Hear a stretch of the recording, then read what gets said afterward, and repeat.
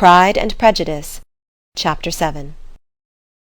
Mr. Bennet's property consisted almost entirely in an estate of 2,000 a year, which, unfortunately for his daughters, was entailed, in default of heirs male, on a distant relation, and their mother's fortune, though ample for her situation in life, could but ill supply the deficiency of his. Her father had been an attorney in Meryton, and had left her £4,000. She had a sister married to a Mr. Phillips, who had been a clerk to their father and succeeded him in the business, and a brother settled in London in a respectable line of trade. The village of Longbourn was only 1 mile from Meryton, a most convenient distance for the young ladies, who were usually tempted thither 3 or 4 times a week, to pay their duty to their aunt, and to a milliner's shop just over the way. The 2 youngest of the family, Catherine and Lydia, were particularly frequent in these attentions. Their minds were more vacant than their sisters', and when nothing better offered, a walk to Meryton was necessary to amuse their morning hours and furnish conversation for the evening, and however bare of news the country in general might be, they always contrived to learn some from their aunt. At present, indeed, they were well supplied both with news and happiness by the recent arrival of a militia regiment in the neighbourhood. It was to remain the whole winter, and Meryton was the headquarters. Their visits to Mrs. Phillips were now productive of the most interesting intelligence. Every day added something to their knowledge of the officers' names and connections. Their lodgings were not long a secret, and at length they began to know the officers themselves. Mr. Phillips visited them all, and this opened to his nieces a store of felicity unknown before. They could talk of nothing but officers, and Mr. Bingley's large fortune, the mention of which gave animation to their mother, was worthless in their eyes when opposed to the regimentals of an ensign.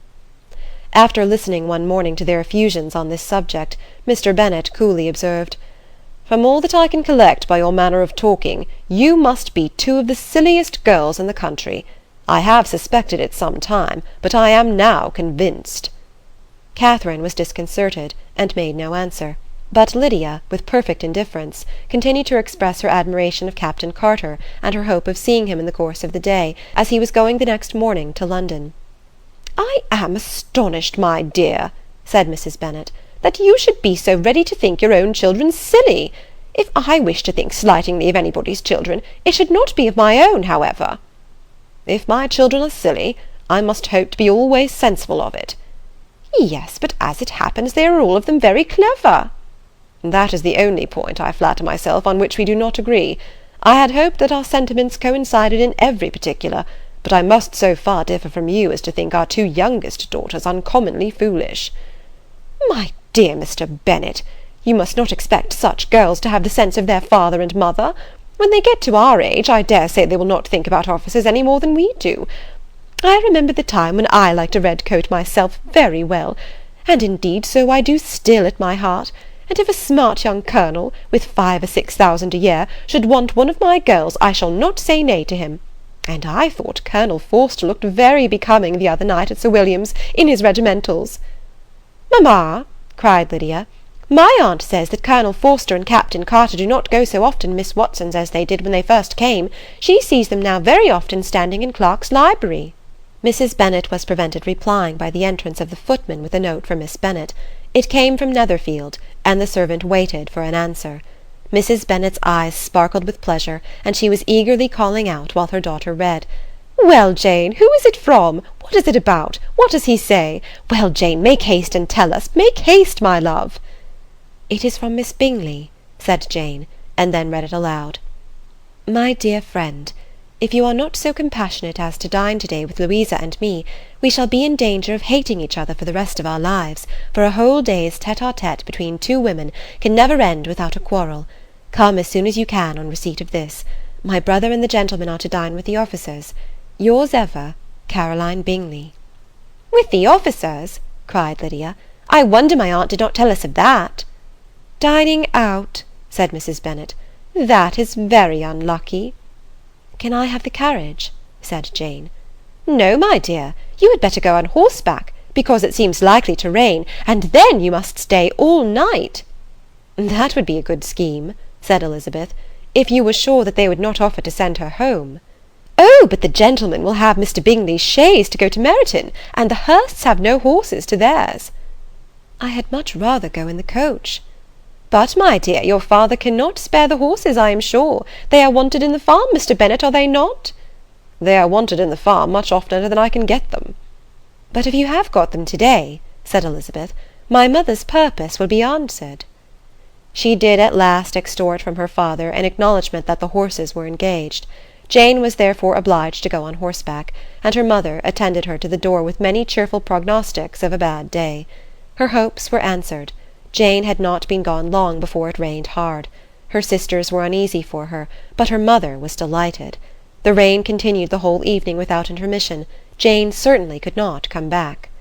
"This was a lucky idea of mine indeed," said Mrs. Bennet more than once, as if the credit of making it rain were all her own. Till the next morning, however, she was not aware of all the felicity of her contrivance.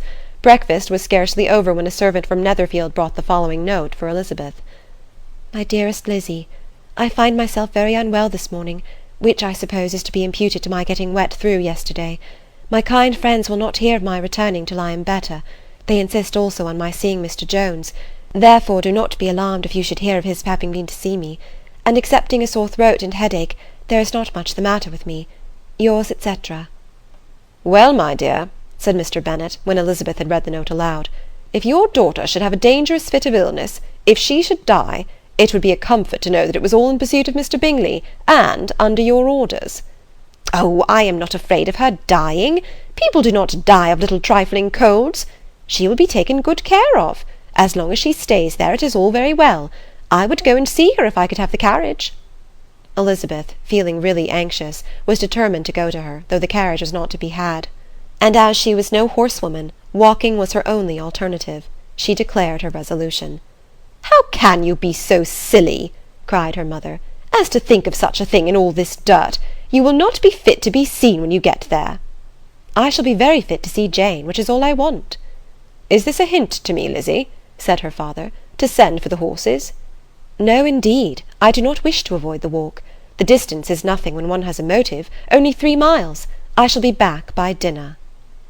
"I admire the activity of your benevolence," observed Mary, "but every impulse of feeling should be guided by reason, and in my opinion exertion should always be in proportion to what is required." "We will go as far as Meryton with you," said Catherine and Lydia. Elizabeth accepted their company, and the 3 young ladies set off together.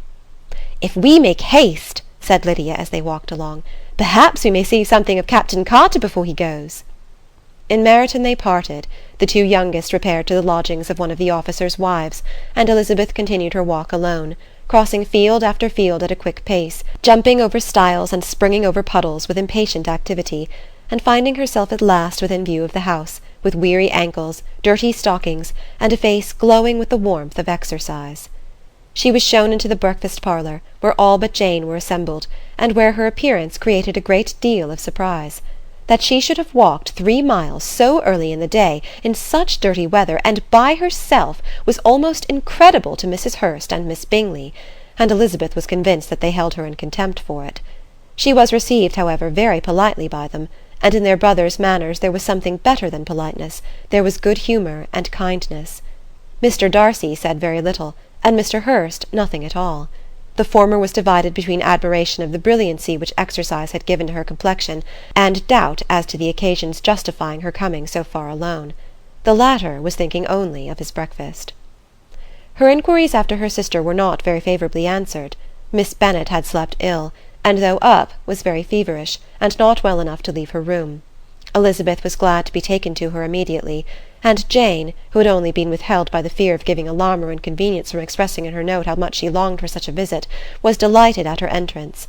She was not equal, however, to much conversation, and when Miss Bingley left them together, could attempt little besides expressions of gratitude for the extraordinary kindness she was treated with. Elizabeth silently attended her. When breakfast was over they were joined by the sisters, and Elizabeth began to like them herself when she saw how much affection and solicitude they showed for Jane. The apothecary came, and having examined his patient, said, as might be supposed, that she had caught a violent cold, and that they must endeavour to get the better of it, advised her to return to bed, and promised her some draughts. The advice was followed readily, for the feverish symptoms increased, and her head ached acutely.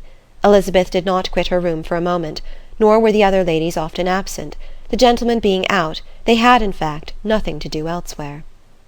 When the clock struck 3, Elizabeth felt that she must go, and very unwillingly said so. Miss Bingley offered her the carriage, and she only wanted a little pressing to accept it, when Jane testified such concern in parting with her that Miss Bingley was obliged to convert the offer of the chaise to an invitation to remain at Netherfield for the present. Elizabeth most thankfully consented, and a servant was dispatched to Longbourn to acquaint the family with her stay, and bring back a supply of clothes. End of Chapter 7.